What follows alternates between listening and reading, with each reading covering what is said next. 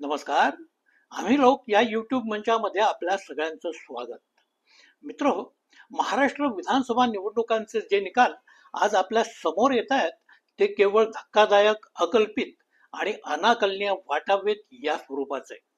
नुकत्याच पार पडलेल्या लोकसभा निवडणुकांनंतर लगेच 6 महिन्यात महाराष्ट्रातल्या जनमतानं एवढी मोठी कलाटणी घेतली असेल, यावर विश्वास बसणं हे कोणालाही कठीण वाटावं. म्हणूनच आज महाराष्ट्राचं जनमन हे सगळं सुन्न झाल्यागत सारी स्थिती आहे. आज दूरचित्रवाणीवर नेहमीप्रमाणेच भाजपा समर्थकांचा जल्लोष सुरू झालेला आहे, तर बडे बडे पत्रकार, राजकीय विश्लेषक पडेल चेहऱ्यानं आपापल्या पद्धतीनं निकालांचं विश्लेषण करतायत. साधारणतः महाराष्ट्रातली ही निवडणूक अटीतटीची होईल असे अंदाज जवळपास साऱ्याच सर्वेक्षण संस्थांनी व्यक्त केलेले होते. त्यानुसार निकाल ऐकायला उत्सुक असलेल्या लोकांची मात्र प्रत्यक्ष निकालानंतर चांगलीच निराशा झालेली दिसते. निकालानंतर अर्थातच भाजपाच्या सगळ्या प्रवक्त्यांना नेहमीप्रमाणेच उधाण आलेलं आहे. शरद पवार आणि संजय राऊत यांच्यावर या लोकांचं अतिशय प्रेम.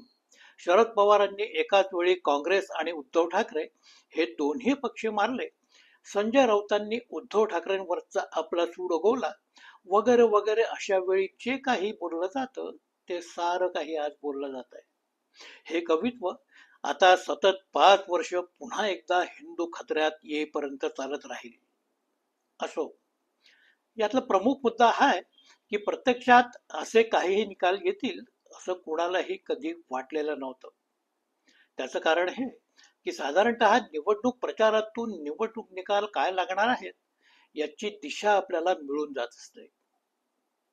तसं काही कुठे यावेळी दिसलेलं नव्हतं. निवडणूक प्रचारात मोठ्याल्या सभाही फारशा झालेल्या पाहायला मिळाल्या नाहीत. खुद्द मोदी आणि अमित शहा यांच्या सभाही रंगल्या नाहीत. म्हणूनच की काय, त्यांनी महाराष्ट्रातला आपला प्रचार आवरता घेतला. मोदी शहा यांचीच ही कथा असेल तर देवेंद्र फडणवीस आणि चंद्रकांत पाटील यांच्यासारख्यांनी महायुतीला एवढं घवघवीत यश मिळवून दिलं असेल असं मानण्याचं आपल्याला काही कारण नाही. होय, लाडकी बहीण योजना हे महायुती सरकारचं मोठंच अस्त्र होतं, पण केवळ या योजनेमुळे महायुतीला एवढं मोठं यश मिळू शकेल असंही अंदाज कुणी व्यक्त केलेला नाही. तसं प्रचारात कुठे आपण पाहिलेलं नाही. दुसरा एक विषय आहे तो जरांगे पाटलांच्या मराठा आरक्षण आंदोलनाचा. या आंदोलनामुळे सारा ओबीसी वर्ग एकवटला आणि त्यांना महायुती निवडून आणली असाही एक सूर प्राथमिक क्षणातनं उमटायला लागला आहे. तसं निश्चितच होऊ शकतं, पण त्याची ही व्याप्ती एवढी मोठी मात्र असू शकणार नाही. महाविकास आघाडी सत्तेत येण्याची शक्यता कितपत आहे अशा चर्चा जेव्हा जेव्हा होत तेव्हा लाडकी बहीण आणि ओबीसी हे घटक अडथळा निर्माण करतील असं नेहमीच बोललं गेलं. पण हे दोन्ही घटक एवढा मोठा आघात करतील ही शक्यता तेव्हाही कुणीही व्यक्त केलेली नाही. आता निकालानंतर काँग्रेसच्या हक्काच्या दलित आणि मुस्लिम या दोन्ही मतपेढ्या काँग्रेसपासून दूर गेल्याचं काही लोक म्हणतायत. तसं झालं असेल तर त्यासाठीही नक्की काही कारणं लागतील. ती कारणंही आज पुरेशा स्पष्टपणे आपल्याला दिसत नाही आहेत. काँग्रेसनं मुसलमानांचा नेहमी वापर केला, पण त्यांना दिलं मात्र काही नाही. हा प्रचार आजवर भाजपानं सातत्यानं केला. त्यामुळं काही ठिकाणचे मुसलमान देखील या प्रचाराच्या प्रभावात निश्चितपणे आले होते, हे खरं आहे. पण लोकसभा निवडणुकीत एक गठ्ठा एका पक्षाला मतदान करणारे लोक कुठल्याही कारणाशिवाय अचानक काँग्रेसला सोडचिठ्ठी देतील हे समजून घेणं मात्र कुणालाही कठीण व्हावं. तीच बाब दलित मतांची. ही मतं कुठल्या मतदारसंघात कोणत्या उमेदवाराला गेली हे आज आपल्याला ताबडतोब कळणार नाही. थोडक्यात साधारणपणे निवडणूक निकाल कोणत्याही प्रकारचे लागले तरी हे निकाल असे का लागले असतील याबद्दलची कारणं मात्र आपल्याला हुडकता येऊ शकतात. या निकालांमधून सकृतदर्शनी तशी कारणं कुठेही आपल्याला दिसत नाही आहेत. महाराष्ट्रातली निवडणूक ही हरियाणासोबत खरं तर व्हायला पाहिजे होती. ती पुढे ढकलली गेली तेव्हाच आता काहीतरी अघटित घडणार असं लोक बोलत होते. पण आपल्या राजकारणासाठी सगळेच पक्ष असं करतात असं मारून ते अतिशय सहजपणे घेतलं गेलं. पण ते तेवढं सहज मात्र निश्चित नव्हतं. आज केंद्रीय सत्तेत असे लोक आहेत की ज्यांना सत्तेवर केवळ आपला आणि आपलाच एकाधिकार आणि सर्वाधिकार हवा, या ईर्ष्येनं त्यांना झपाटून टाकलेलं आहे. म्हणूनच 2014 आणि 2019 मध्ये काँग्रेसला आपला विरोधी पक्षनेताही बनवता आलेला नव्हता. तेव्हा काँग्रेसची वारंवार खिल्ली उडवण्यासारखं चिल्लर राजकारणही याच सत्तारूढांकडून झालेलं होतं.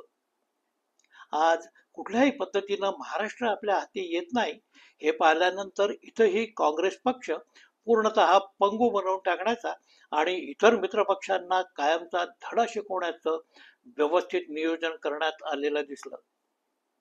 आज फुटपाथवर जाऊन सर्वसाधारण लोकांशीही निवडणूक निकालांबद्दल बोललं तर थेट ईव्हीएम कडे बोट दाखवलं जातं. एवढे हे सारे आजचे निकाल अनपेक्षित, अनाकलनीय आणि अविश्वसनीय ठरलेले दिसतात.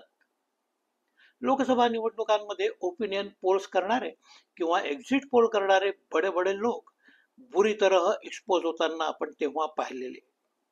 या पार्श्वभूमीवर महाराष्ट्राच्या निवडणुकांचं भाकीत करताना हे सारे एक्सपर्ट्स कसे धास्तावलेले होते. सी वोटरचे यशवंत देशमुख हे त्यातलेच.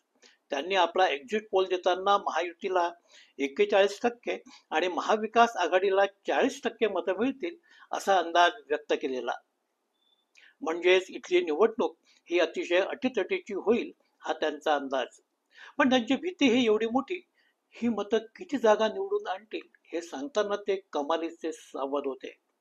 ते म्हणाले होते, महायुतीला 112 जागा, महाविकास आघाडीला 104 जागा तर अपक्षांना 11 जागा मिळतील. हे सारं सांगताना उरलेल्या 61 जागांवर अतिशय चुरशीच्या लढती होणार असल्याचं, तिथं काय होईल हे मला सांगता येणार नाही असं देखील ते बोलून गेले. एक्सपर्ट्सच्या मते एवढी कठीण झालेली ही निवडणूक प्रत्यक्ष निकालानंतर मात्र केवळ एकतर्फी झालेली दिसणं ही आपल्या यंत्रणांवरचा सारा विश्वास उडवणारीच घटना मानली पाहिजे.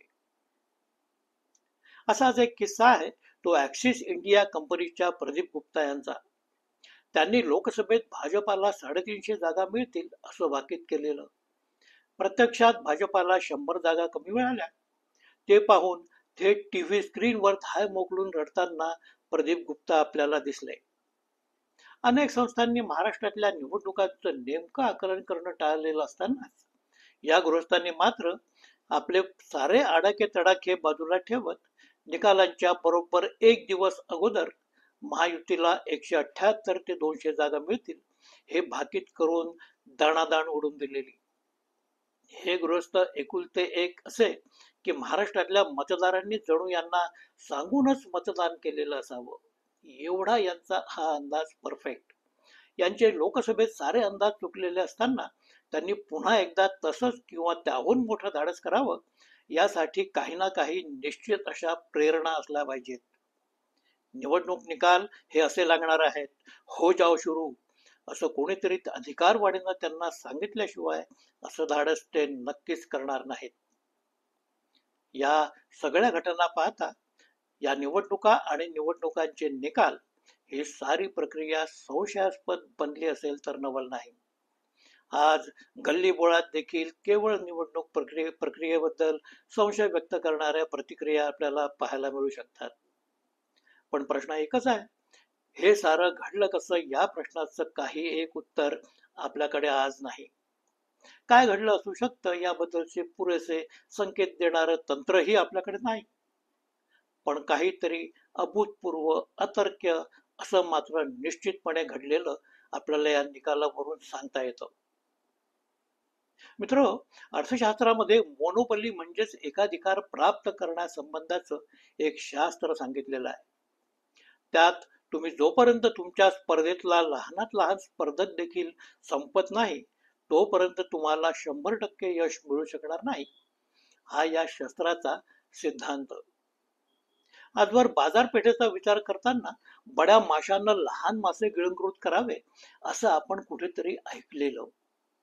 आजचे कॉर्पोरेट माल असोत किंवा मल्टिप्लेक्स सिनेमा असोत, यांनी साऱ्या लहान विक्रेत्यांचं जगणं हे अतिशय कठीण करून टाकल्याचं आपण नेहमी ऐकतो. राजकारणाच्या बाजारपेठेतही हेच शास्त्र लागू होतं. एका बड्या पक्षाला आपलं राजकारण साधायचं असेल, तर ते पूर्णांशानं यशस्वी करायचं असेल, तर समोर उभे ठाकणारे सारे लहान मोठे स्पर्धक हे संपवलेच पाहिजेत. हा सिद्धांत आता राजकारणातही राबवला जातोय. हे सारं करायचं असेल तर त्याला तंत्रज्ञानाची जोड लागते. हे तंत्रज्ञान फार काही मोठं असेल असं नाही, पण ते आयात करणं आणि इथे राबवणं हे अशक्य मात्र निश्चितच नाही. आजच्या जागतिकीकरणाच्या काळात कुठल्याही विकसनशील देशाची सत्तासूत्र अंकित करू पाहणाऱ्या शक्ती भूतलावर असतात. त्या साऱ्यांना इथली मोठी बाजारपेठ हवी असते. इथली आर्थिक धोरणं प्रभावित करण्यासाठी इथल्या सत्तारूढांवर ताबा मिळवावा त्यांना वाटणारा असतो. म्हणूनच त्यांच्या मनात जे काही आहे ते मिळवण्यासाठी आवश्यक ते सारं करण्याची तयारी करणारे कटिबद्ध लोक देखील काखोटीला मारणं अशा तत्वांना कठीण नाही. मित्रहो, आजचे निकाल हे असे केवळ अनपेक्षित आणि अनाकलनीय आहेत, म्हणूनच धक्कादायक देखील आहेत. या निकालाचा महाराष्ट्राच्या भवितव्यावर काय परिणाम होतो एवढं पाहणं हे एवढंच आपल्या हाती आहे. आपल्या दैनंदिन जीवनात माणसं हतबल होताना आपण पाहतच असतो. एखाद्या देशातली खुद्द लोकशाहीच जेव्हा व्यवस्थेपुढे आणि यंत्रणांपुढे हतबल होते, असा दिवस पाहावा लागणं हे आपलं दुर्दैव. हा व्हिडिओ इथेच संपवतोय. व्हिडिओ कसा वाटला जरूर सांगा, लाईक शेअर करा, सबस्क्राईब करायला विसरू नका ही विनंती. नमस्कार.